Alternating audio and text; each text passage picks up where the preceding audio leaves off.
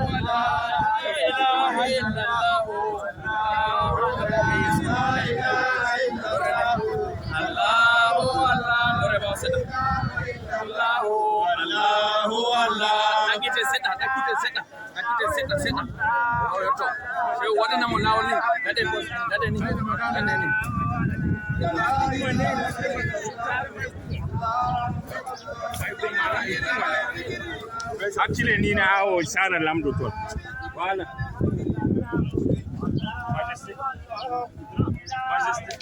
Majesty. Allahu Allah, la ilaha illallah, Allahu Allah, la ilaha illallah, Allahu Allah, la ilaha illallah, Allahu Allah, la ilaha illallah, Allahu aminuhu. ديار بها تلف المرافق أجمع، ديار لمن هام الفؤاد بحبه وتذكاره للقلب مران ومرتع، ديار لآل الخلق خلقا وخلقة، ديار لمن في الخلق يعطي ويمنع، وأكرمهم نفسا وزيرا ونسبة وعلما وآدابا وأتقى وأخشع، فقد كان خير الخلق فهما مفخما وذو هيبة والمشي فيه تقلع، وأظهار لون أدعج العين تزدري بعين ما عند الخميلة ترتع. السلام عليكم ورحمة الله تعالى وبركاته. من cilminake do préfet département Mayokani en garti do sous-préfet Mindif oɗon be men haɗo en garti dow honorable député Hamman Ciwto, ɓawo man laamiɗo Mindif ɗon haɗo, laamiɗo Marwa représenté par le lawan de Kosewa oɗon haɗo, mawɗo meɗen jagorɗo meɗen Cheikh Mouhamadoul Mahi radiallahu an oɗon haɗo. Nda programme meɗen ko mari en ɗon maɓɓita be qur'anu man ɗo ɗum cheikh makki ɓi cheikhu meɗen, ɓawo majum laamiɗo Mindif mo Allah cenɗo ɓanti darja kanko mari boliɗe, ɓawo majum dow konngol laamiɗo Mindif Yerima Lawan Mogom kanko man ma wodi ko wiyata en do dunga yere lamiɗo be Modibo Bashirou Bi Shehu. Ɓawo man en gaɗan présentation complexe islamique be français et non be fulfulde.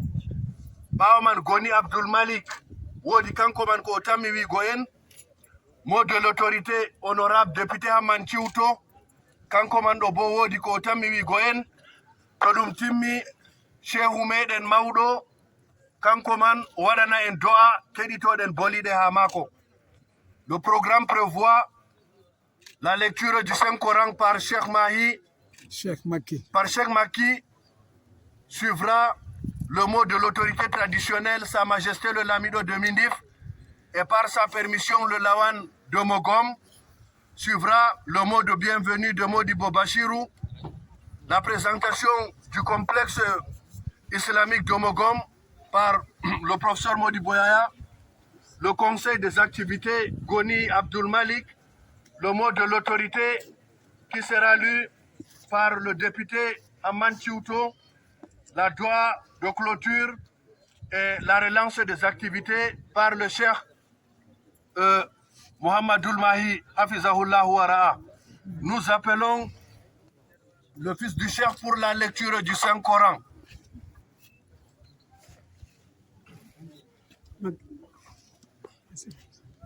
أعوذ بالله من الشيطان الرجيم بسم الله الرحمن الرحيم والعصر إن الإنسان لفي خسر إلا الذين آمنوا وعملوا الصالحات وتواصوا بالحق وتواصوا بالصبر صدق الله العظيم.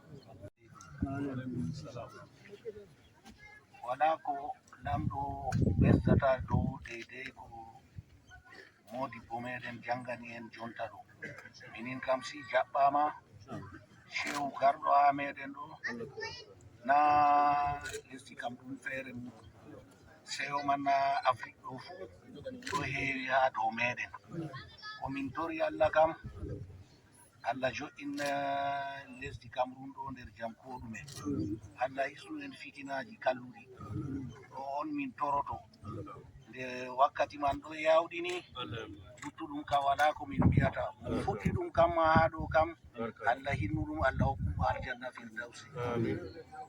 Modibo Amadou kanko on fuɗɗi waɗugo ɓeɗo min famarɓe o gadduɗo ɗo o yaari mo ha mama amina Mindif. Yaake majum ɗo yeri makoyre kañum on wiyete ardani Mogom. Woodi mo ɓe njaadino min famarɓe ha lamɗo Amadou kañum bo Allah hinnu ɗum Allah hokku ɗum aljanna firdausi. Yo hande kam en keɓi barka barka keɓɗen ɗo na en gi moƴƴere majum ɓiɓɓe Modibo Amadou taniraɓe Modibo Amadou Modibo Adama Katuwal ɓe fuu maɓɓe ɓe ɗon jogi lesdi meɗen ɗo nder haqiqa hakkunde maɓɓe be Allah hakkunde maɓɓe be Allah Allah ceniɗo ɓocan en ɗum Allah ɗum yaha yeeso yeeso Allah ɗum tabo o fuɗɗi ha ɗo yaha yeeso bo luttuɓe bo ɗon ndena kamɓe ɓen goni yeeso diina ɗo ɗum hunde mapindire tata yimɓe jogoro diina ɓe hakkilo ɗo jogoro ɗum hakkunde muɗum be Allah laamiɗo sey Allah kulliɗo sey Allah ko ɗume fuu tokko dow no tokkori. Nda en keɓi ha ɗo suudu l'école ɓe janginan ɓikkoy minin bo ko min toroto yeeso kam to woodi ko waɗata to ɓe ngari ha lesdi ɗo kamɓe ɓen giidata ɓe lesɗe mapindije rewɓeji meɗen ɗon daña ɓe giɗi bo kamɓe bo ɓe keɓani rewɓe cuhlanoɓe to min keɓan kam ha lesdi ɗo ko tana julɗo yiɗini debbo bana muɗum on no huwa be muɗum nda l'école kam fuɗɗi to l'école fuɗɗi ɓe jangini ɓikkoy na en giɗi enen bo keɓen ɓe daynana rewɓeji meɗen ɗo ha rewɓe bandiraɓe maɓɓe ngam ɓe janginan ɗo ɓe janginan rewɓe ɓe worɓe fuu ha babal ɓe maɓɓiti ha ɗo. Assalamu aleykum. yetti on Allah ceniɗo barkidinen, Allah ceniɗo suddu en asiri, Allah horu chek bo nder jam ko ɗume, Allah humtan mo haaje mako duniya be lahira, enen bo Allah humtanen haajeji meɗen duniya be lahira, Allah tinnen nder imanako, Allah ceniɗo suddu en asiri. Assalamu aleykum. Le Lamido de Mindif est ravi et il est délecté de votre présence, Cheikh Mohamedoul Mahi. Il a dit que la relation que la chefferie traditionnelle de Mindif a avec la famille Niassène en particulier et avec les membres de la confrérie de la Tidjania et de la Faïda est une relation antique qui date d'il y a longtemps.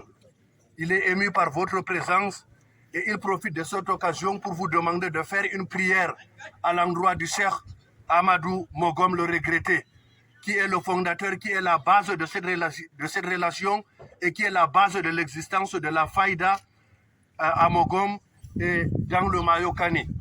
Daigne Dieu bénir Mindif et il vous remercie pour votre présence, qui est une présence de la paix, une présence de la prière et une présence de vivre ensemble. Et il félicite et il encourage les enfants de Cheikh Amadou Mogom à continuer dans la bonne voie, à continuer pour de bonnes œuvres. La création d'une école à Mogom est une valeur cardinale dans l'islam. Pour ce, il est ravi. Il a dit que vous êtes venus dans la paix et que vous rentriez dans la paix.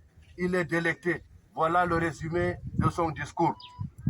Bao Majum, Ndoda Bita Lawan Mogom, Bao Jagordo Wolwi, Kanko Banado Dungayere Lamido, Waranyo Oyako Kalimol Gotol Umrore Lamido. L'arrondissement de Mindif, honorable député à l'Assemblée nationale, le Lamido de Mindif Moulvoudaï, monsieur le maire de la commune de Mindif.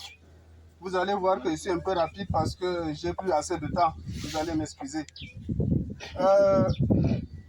Je parle au nom de Sa Majesté le Lahan de Mogom, qui a aussi pris autorité chez Sa Majesté le Lamido de Mindif. Tout d'abord, il a commencé par souhaiter une chaleureuse bienvenue à toute la population qui est venue, à toutes les invités.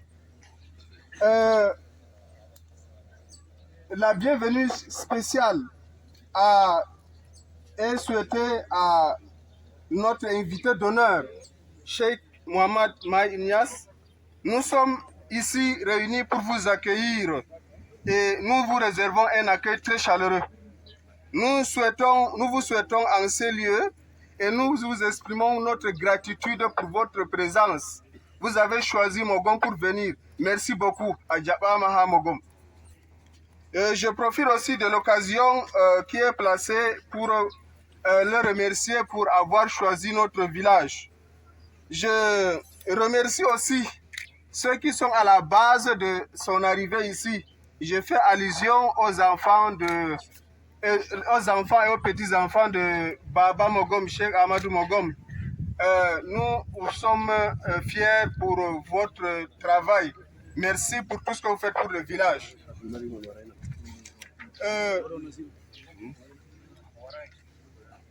Je profite aussi pour demander à notre invité de faire une prière pour la paix, pour une paix durable au Cameroun en général et pour la localité de Mogom et la région de Mindif en particulier. Je voudrais aussi lui demander de faire une autre doigt ou bien le même doigt pour la santé et la prospérité de tous les enfants de Mogom, d'ici et d'ailleurs, pour leur sollicitude constante. Je profite aussi pour lui demander de faire la doigt pour les enfants de Cheikh Amadou Mogom, pour leur apport pour le développement du village. Enfin, il me serait impossible de clore mes propos sans remercier les organisateurs. C'est sur cette doléance que je voudrais donc souhaiter un très grand succès pour cette cérémonie. Je vous remercie pour votre bienveillante attention. Femmes avec une capacité de 300 à 500 apprenants. Nous avons des informations sur vous, diplômé de Jamia Azhar, président en exercice de l'Union islamique africaine et ex-directeur de l'Institut El Hadji Abdoulaye Niasse. Vous êtes doté d'une pédagogie très forte. Vous êtes à la base un enseignant et vous avez à servir dans l'enseignement. L'honneur revient aux fidèles de la Tariqa Tidjaniya. L'honneur revient aux musulmans de vous recevoir pour la relance des activités. Créer une école, c'est développer une communauté. Certes, l'école, l'institut se trouve à Mogom, mais c'est le Cameroun qui en profite. Et dans cette occasion, et par votre permission et par les prières, nous serons fiers de vous revoir ici pour remettre des diplômes aux futurs apprenants de cette école. C'est notre souhait le plus absolu. Et à cela s'ajoute, c'est une école qui recevra aussi les femmes. Et nous serons fiers dans le futur d'avoir des femmes médecins, des femmes ingénieurs, des femmes de haut cadre sortis de cet institut. Damoudoumou sa boli de man, ɓiɓɓe chewɓe gaɗani en l'école haa ɗo. L'école man nga ho an ɓiɓɓe diga temeɗɗe tato haa temeɗɗe joo. Gaɗɗo l'école ɗum, nufa e maako o sottina jahilare haa nokkure. Laamiɗo illa ga biɗo haa ɗo laamiɗo Mindif, o wi l'école man nga jangina rewɓe Allah cenɗo fondu ɓiɓɓe rewɓe Mindif, ɓiɓɓe rewɓe Mogom, ɓiɓɓe rewɓe Cameroun ɓe pat ɓe ngara ɓe janga haa ɗo ɓe keɓa diplôme ji. E Cheikh Mahi man Allah cenɗo waddumo o laato kanko man ɗo hokkitaɓe diplôme ji majum. Ko ɓesdeten wigo jangirde ɗum ɗum hunde marde bote. E Mouhamadoul Mahi garɗo président Union africaine jotta islamique ɗum kanko man ma o jangino o laatiɗo directeur l'école wa mama mako Cheikh Abdoulaye Niasse ha maɓɓe toon o ardiɗo nga o andi darda jangirde. So nangam jangirde be yiide o warata haa ɗo laawol cangol o tokki man ɗo ngam o wara o maɓɓitana en jangirde man o relance activité Allah cenɗo yaaru ɗum yeeso. Goni Abdoul Malik kanko man ɗo to o yottake woodi nasiha o waɗata e to wala man ma yettugo ummatore warnde haa ɗo ɗo ɗum hunde semminde e ɗon dokkita ɗum goni Basiru Ɓichew Mogom o yetta dow ɗemgal e laawol maɓɓe en gejjitay bo Saidi Halifa goni Hadi Saidi Halifa dow dungayere muɗum woodi bo Basiru man ɗo wolwana en kalimaji ɗiɗi tati. Cheikh Mahi Niasse, Mesdames et Messieurs les chefs de la délégation du Sénégal et du Nigeria, le très honorable M. Amantiuto, le sous-préfet de l'arrondissement de Mindif, le maire de la commune de Mindif, Sa Majesté de Mindif, ainsi que ses notables, précisément Sa Majesté El Hadji Halilou Maïgari, le chef du village, honorable guide religieux, chers invités, c'est avec une immense joie que je prends la parole ce jour au nom de mes frères pour adresser les souhaits de bienvenue à notre cheikh Khalif général de la Faïda Tidjaniya. Par ailleurs, nous souhaitons également une chaleureuse bienvenue à la grande communauté, à la délégation qui accompagne notre Khadimoul Oumma. Dans la suite de mon propos, je voudrais vous présenter l'école islamique construite dans le but d'éduquer, de former, d'encadrer les jeunes tant sur les sciences religieuses, mais aussi sur le plan de la formation professionnelle.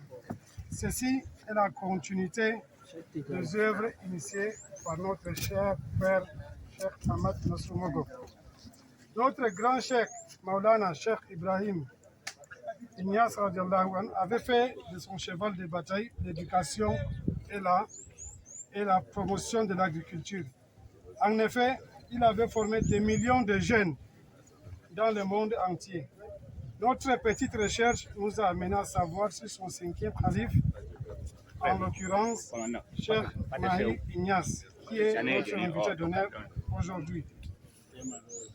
Dans ce projet en cours, il envisagea la réécriture de la Faïda Tidjane. Sur cette lancée, le patriarche de Medina Baye mettra sur pied un grand projet agricole nommé Tolu Baye pour guider les disciples à un retour vers la terre. Il a mis en place un fonds Medina Baye, un projet piloté par Cheikh Mahi Cissé, qui visait à moderniser la cité en la dotant d'infrastructures sociales de base. À notre époque, la jeunesse a plus besoin d'une bonne éducation et d'un bon encadrement. C'est en voulant suivre les conseils et la sagesse de nos illustres savants qui sont des modèles pour nous que nous avons voulu s'investir dans ces sentiers nobles. Dans le cadre de l'agriculture, nous avons mis sur pied plusieurs projets dans ces domaines, en l'occurrence plusieurs hectares de champs de l'anacat ici même à Mogom, qui permettraient de lutter contre le chômage des jeunes. Un nombre important de champs des arbres fruitiers. Je ne saurais clore mon propos sans toutefois remercier toutes les délégations qui sont venues de très loin pour souhaiter la bienvenue à notre cher Khadimoul Oumma. Salam alaikum wa rahmatullah. De sa sainteté, Mohamed Mami, au nom du sous-préfet, représentant du chef de l'État, au nom de Sa Majesté le Lamido de Mindif et les populations ici rassemblées. Je n'avais pas prévu prendre un discours, mais comme il en est ainsi, je me ravis de prendre la parole. D'abord pour remercier le cheikh, notre sainteté qui a voulu bien venir jusqu'à Mogom. Je dirais que Mogom est un village béni. Béni pourquoi? Parce que nous avons vu beaucoup de ses prédécesseurs venir ici à Mogom. Et cela se répercute sur notre vie ici à Mogom. Nous avons vu ici son père Ibrahim Niass qui était arrivé ici à Mogom. J'étais petit mais j'étais présent. Je l'ai accueilli avec ses disciples. Son grand frère. Je l'ai vu ici à Mogom. Nous avons pu rencontrer également Cheikh Zelani qui est arrivé ici à Mogom. Nous avons rencontré beaucoup de cheikhs qui sont arrivés ici à Mogom. Mais sa présence aujourd'hui chez nous nous donne une très grande fierté et nous donne encore du courage pour continuer. Je vous dirais que je suis le pur produit de la Tidjania. J'ai commencé mes premières études coraniques avec la Tidjania, avec Modibo Amadou Mogom, que vous connaissez très bien, avec Alaji Adama ici présent, qui était un de mes camarades de début de l'école coranique. Donc c'est pour vous dire que nous avons vécu longtemps avec la Tidjania. Et je suis aujourd'hui député depuis pratiquement 30 ans. Et je suis en train de faire 40 ans de vie politique. J'ai mis 10 ans de maire et 30 ans de député à l'Assemblée nationale. Et je crois que ça dit beaucoup de choses à ceux qui veulent entendre. C'est dire que si vous êtes avec la Tidjania, la vie vous est ouverte.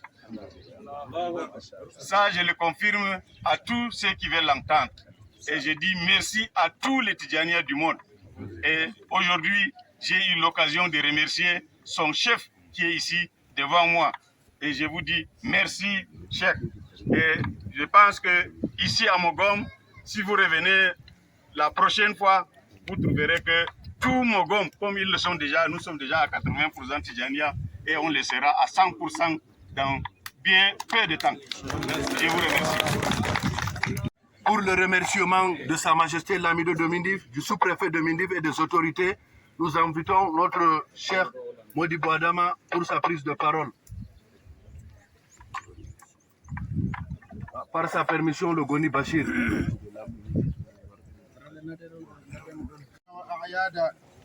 ووطى لهم على فراش كرامته مهادا وجعلهم أينما حلوا هداة لخلقه. فضيلة الشيخ، فضيلة الوالد العزيز، إنكم حللتم ببلدتكم ومنزلكم فأهلا ومرحبا وسهلا في قريتكم. تقول لكم هذه القرية وأهلها بلسان حالهم: يا ضيفنا لو زرتنا لوجدتنا نحن الضيوف وأنت رب المنزل. يا شيخنا، نطلب منكم الإذن والسماحة لنقدم أمام سيادتكم نبذة يسيرة من سيرة والدنا المؤسس بهذه الزاوية. والدنا اللهم يرحم عليه تربى على الوالد في كنف والده أولا إلى أن بلغ من عمره 14 سنة، ثم انتقل والده إلى رحمة الله، ثم واصل تعلمه في بلده، وبعد ذلك غادر بلده إلى نيجيريا المجاور ليواصل تعلمه، وقضى هنالك أعواما لطلب الحصول على الحظ الأوفى من العلم. وفي خلال وجوده بمدينة يولا قدر الله تعالى له أن يلتقي مع شيخه الفاضل الفريد الشيخ موديبو جيلاني يولا رضي الله عنه. التزمه وسلم له جميع أموره حتى حصل على قدره على ما قدر الله تعالى من العلم والمعرفة. وبعد ذلك قدمه شيخه وأذن له أن يرجع إلى وطنه ويدعو الناس إلى دين الله ويلقن من أراد منهم الطريقة التجانية والفيضة الإبراهيمية. ولما قدم واصل مهمته إلى الدعوة والإرشاد وتلقين الأوراد والأذكار.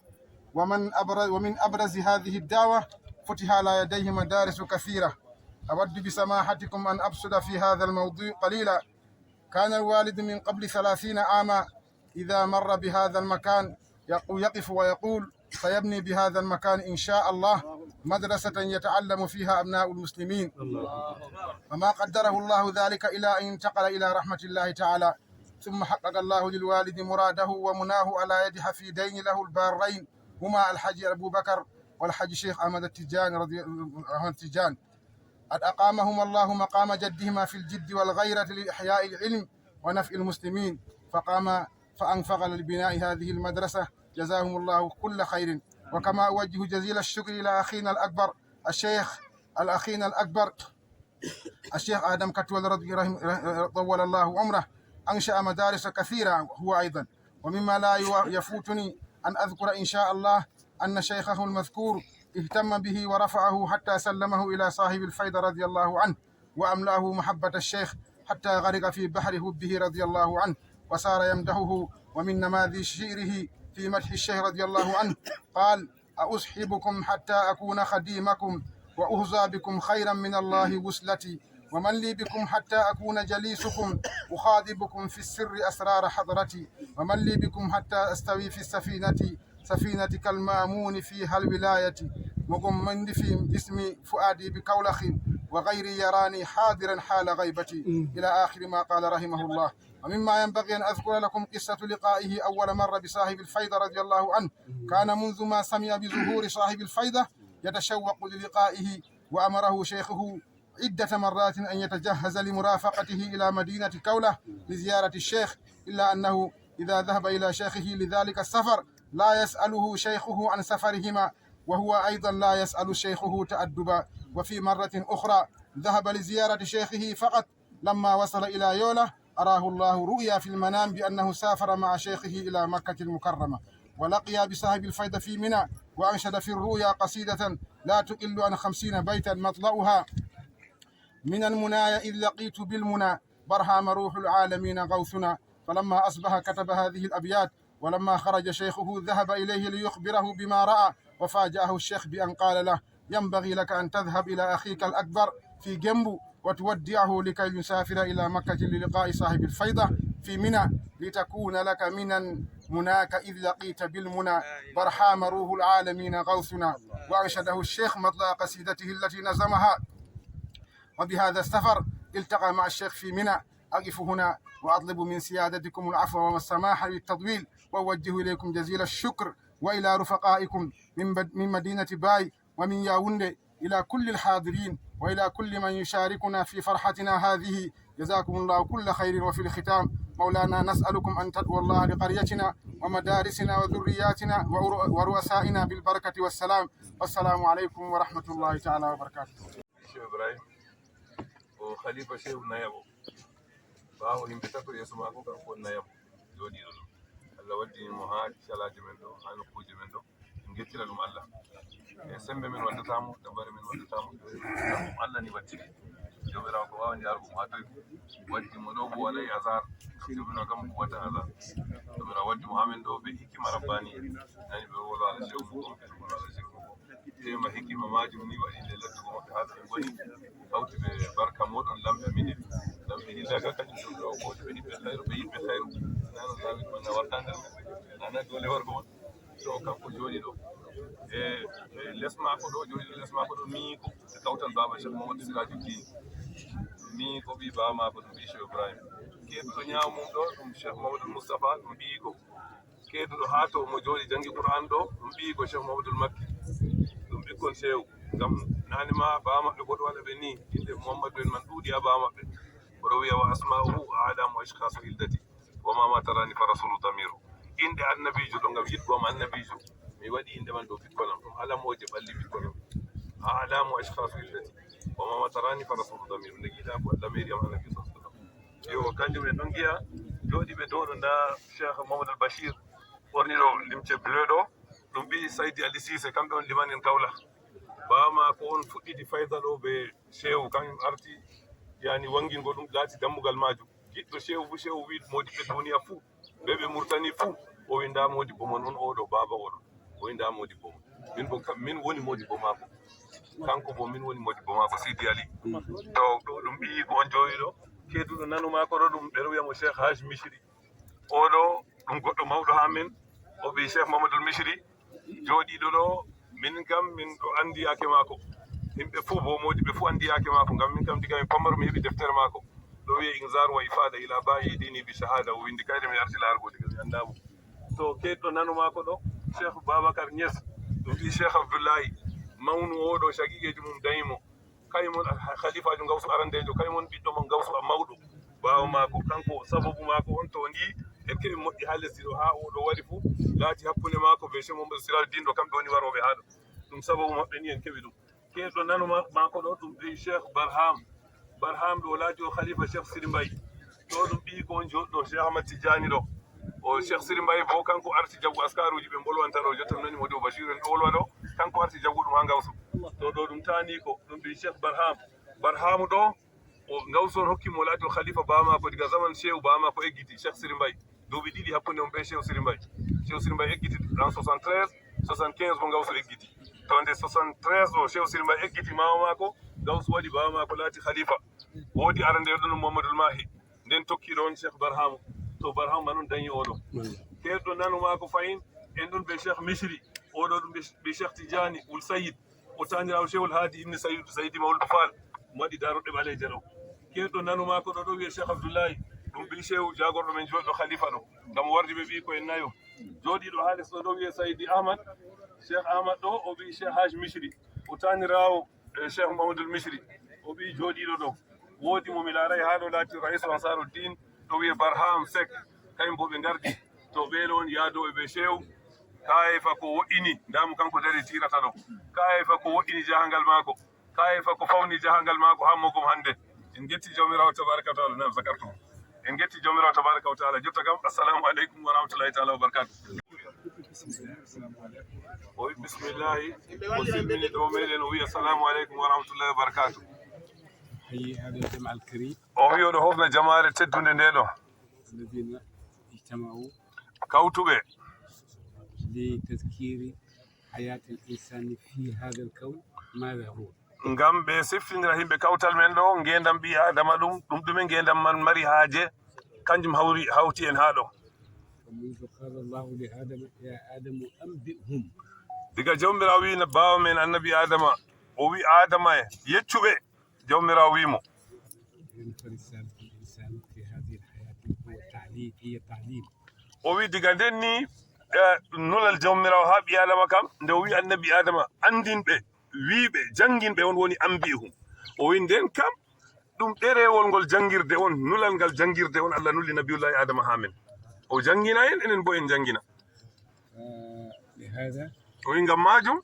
كان الإنسان منذ ذلك الوقت ɓi adama diga yake majum حقق كثير من المعارف o tabitin diga yake majum wajum o tabitini ande ɗuɗɗe وحقق كثير من العلوم o tabitini ande ɗuɗɗe وجاء الأنبياء annabo en wari يزيدنا علما من السماء annabo en wari ngam ɓe ɓesdana en andal diga ko ɓe jaɓata asama احتراما للإنسان ngam teddingo ɓi adama وتقديرا له ngam mawningo teddingo darjiɗingo ɓi adama كما قال تعالى ولقد كرمنا بني banno jawmirawo taala wi haqiqa min teddini ɓi adama noon jawmirawo wi كرمه بالعلم allah teddiniri ɓi adama ɓe andal كرمه برسالة allah teddiniri ɓi adama ɓe nulal وهو بناء الحياة maago ngendam على أسس من المعرفة dow asliji laatiɗi ibde ande marifa على أسس من العلم dow asliji laatiɗi mahaɗi dow andal على أسس من السلام asliji ibde jam on allah mahiri ɓi adama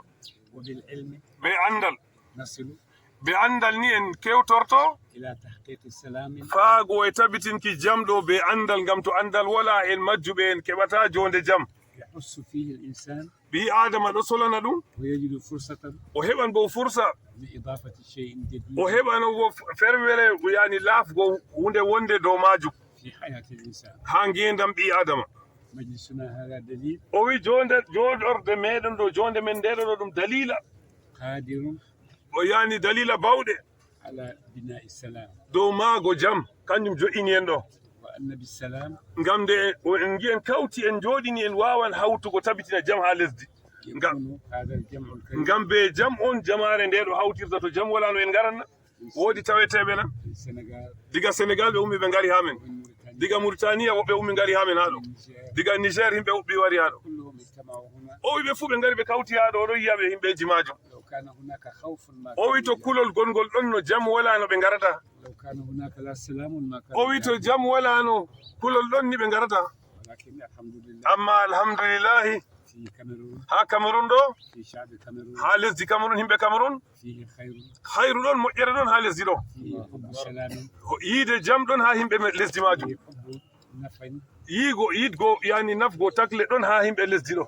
فيه حب خير عمل خير حتى ينتفع غير به o wi yiɗgo waɗgo hayru moƴƴere ni ha tana meɗen botoro nde naftira nde o wi ɗum ɗon ha lesdi men ɗo والدليل هو هذا البناء o wi dalili nda mahol ɓe mahi ɗo o wi jangirde nde ɗo ɗum dalila ko hollata ɗum هذا البناء o wi ɗo ɗum hujja الذين o أقاموا wi mahol ngol ɗo ɗo darnuɓe ngol أما ينتفعون به كثير kadi ɗuɗɗum foti kamɓe ɓe mahi amma ɗuɗɗum naftiran ɗum kamɓe bo koɓe naftirta famɗiyar majum ولكن الإنسانية القادمة amma waroɓe woɓɓe jamare wonde tamminde wargo ستجد ɓe tawan أن أهلها yimɓe nokkure ɗo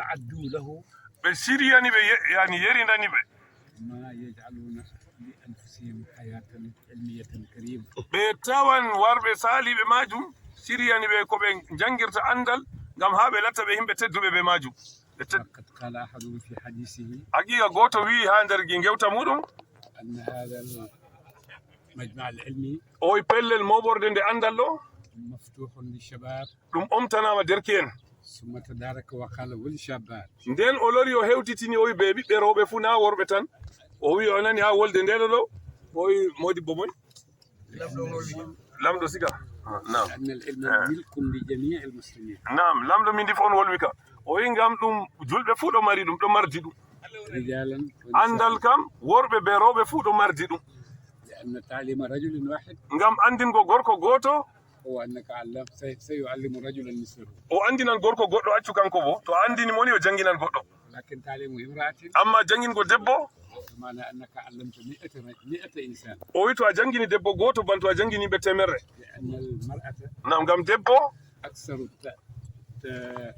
تسامحا ngam debbo ɓuran hoynugo وأكثر تخالطا ɓuran jillidirgo مع المجتمع. be jama'are إذا فما تقدم من فائدة ko on handini ibde e moƴƴere fuu أكثر تطورا ko ɓurata yani yajugo وأكثر اتساعا. ko debbo ɓuran gorko har majum فهنا في هذا o wi haalo ha nokkure nde ɗo التي جئنا هنا nokkure nde en gari yar muɗum دليل ɗum wargo ha mogomɗo ha lesdi min ndi fewo ɗum dalila على أن خلاصة الإنسانية العظيمة ngam khulasa ɓi adama mawɗo laatiɗo mawɗo khulasa mawɗo وجدناه هنا. en tawi ɗum haɗo ko ɓi adama mari haaje wurtingo ha ngendam mum en tawi ɗum haɗo وجدنا الناس يحبون بعضهم بعضا. o en tawi yimɓe yoga maɓɓe ɗo yiɗi yoga to ayi yimɓe ɓe ngari ɓe kawti ɓe lamɓe maɓɓe hinna ɓe ɗon giɗotiri وجدنا ناسا nam ɓeɗon maha yimɓe woɓɓe bo mahoɓe min tawi haɗo لا يتكبرون ɓe mawnititta في جلب ha foɗugo خير waddugo hayru haɗo na be mawntare ɓe gaddirta ɗum be needi ɓe gaddiri ɗum إلى قومهم وأهلهم. ɓe gaddana yimɓe maɓɓe hayru majum